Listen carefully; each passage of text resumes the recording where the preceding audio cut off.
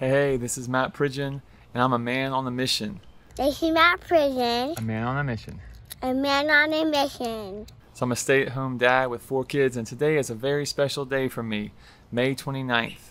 16 years ago today, May 29th, 2005, I tried to kill myself in the ocean on LSD.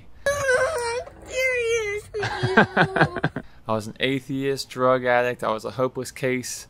I was going into my senior year of college, not going to class, taking drugs every single day. I was a pill popper. I took a lot of pharmaceutical drugs. I had a prescription for hydrocodone, which is a painkiller. I used to crush it and snort it. And I took ecstasy, cocaine, mushrooms, a lot of hallucinogens. And ultimately what I almost ended my life on was LSD. We can't stop here. This is bad country. I took 27 hits of LSD in about 3 weeks and tried to kill myself in the ocean on May 29th, 2005 by swimming out as far as I could so that even if I wanted to turn back at the last minute, I wouldn't be able to. So in the middle of the ocean, after swimming probably 10 hours or so, I sobered up, stone cold sober. I had this revelation of hell and eternity. It scared me straight. It was horrible, the most horrible thing. I've got a video about that. I've got several videos about that experience. I'll put a card up for those. And in the middle of the ocean, I surrendered my life to Jesus and gave him my all. My prayer was, I said, if you save me, I'll never drink or drug again as long as I live. I went in the water, an atheist, not believing in hell. I had this revelation of hell and eternity. I knew that it was eternal. I knew that I would never be able to escape. And I knew that it wasn't God's fault. It was my fault. I had chosen this place of eternal suffering and torment because I refused to submit to God's will and his ways. So I ended up swimming 18 hours in the ocean that day. I lost 20 pounds over the next 4 days. They kept me in the hospital for 4 days because I had so much creatine kinase in my bloodstream, which is protein from muscle breakdown. They thought my kidneys were going to fail. I came out of the water at 2:05. I was 2:25 before I started that 18-hour swim. And 16 years later, I've never had another drink, never had another drug. I actually did have one drink of alcohol. It was at a brunch on Sunday after church, and I drank a cup of orange juice, and it had alcohol in it. It was terrible.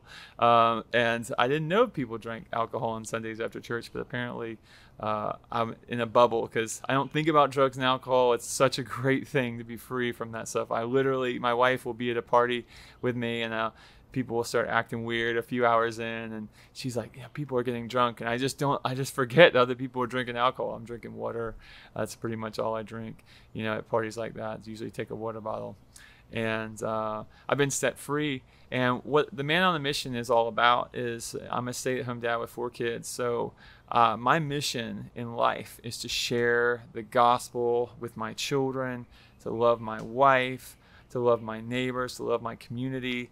I don't see a ton of people because I'm with the kids all the time, but when people come to the house, if it's a delivery person or we've recently had some repairs on the house, I'm praying for people. I'm sharing the gospel. I gave out some Bibles recently to the guys that came and installed our washing machine. We had our air conditioning broke. We had a bunch of stuff going on, but I'm going to use those encounters to share the gospel because the reality is every single person who's living on the face of the earth today is going to heaven or hell, period. That's all there is. That's at the end of the day, that's all that matters is our eternal destination. All of our accolades, how much money we made, degrees, how much fun we had, the trips we went on, all of that stuff is going to turn to dust. But what matters is our heart right with God? Are we living in right relationship with the Creator who made heaven and earth, who made us out of the dust of the earth and breathed his breath into us? Are we in submission to him to be peacemakers, to be lovers of God and loving our neighbor as ourselves? Are we full of his joy even when things aren't going right? Because we can see he has a bigger plan going on. Are we right with God? And that's my heartbeat, whether it's my children or my wife or myself or anyone who I come across on a daily basis, whether it be the checkout person at the grocery store or the bank teller or anywhere I go. I want to make sure that my life is reflective of Christ and that I'm sharing the message of the gospel. And I really believe if that's not the central focus of our lives, if that's not our heartbeat, then we can't really call ourselves Christ followers, because that was Christ's only thing. He was not sidetracked by the things of this world, by the pursuits and the dreams of this world, the American dream.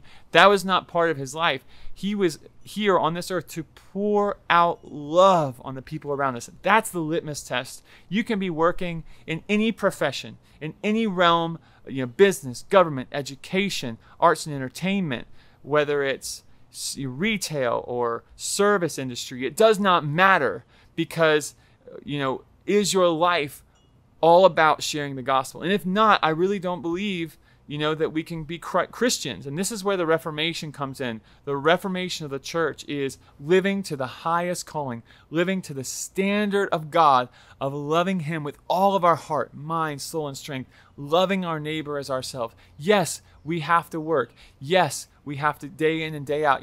Being a stay-at-home dad is the hardest job I've ever had. I've had lots of different jobs. It is by far the hardest, but I work unto the Lord with excellence every single day when no one is looking, to love on these kids the best I possibly can. I love them. I discipline them. We have fun together. We laugh together. We cry together. Every ounce of my strength I pour out to them every single day. And I ask the Lord, if you give me the grace and you give me the strength, I'll do it one more day. It is a very hard job. But to me, the Reformation is loving the people God puts in our path, doing our work with excellence, and all the while carrying the gospel in our hearts, ready to share the good news with someone who might not be heading to heaven right now, someone who might be living in rebellion to God, because that's what matters. My life, it's been 16 years today I've been walking with Jesus, and I told the Lord, if I would do it all for one soul, just to save one soul from an eternity in hell, I would do it all over again. These 16 years, another 16 years, and 80 years, it doesn't matter, because that's the fierce love that God has for all of his children. His heart is that none should perish, that all should have everlasting life. God doesn't choose hell. We choose hell. He chose salvation. That's why he sent Jesus. So if you're not right with Jesus, get right with Jesus.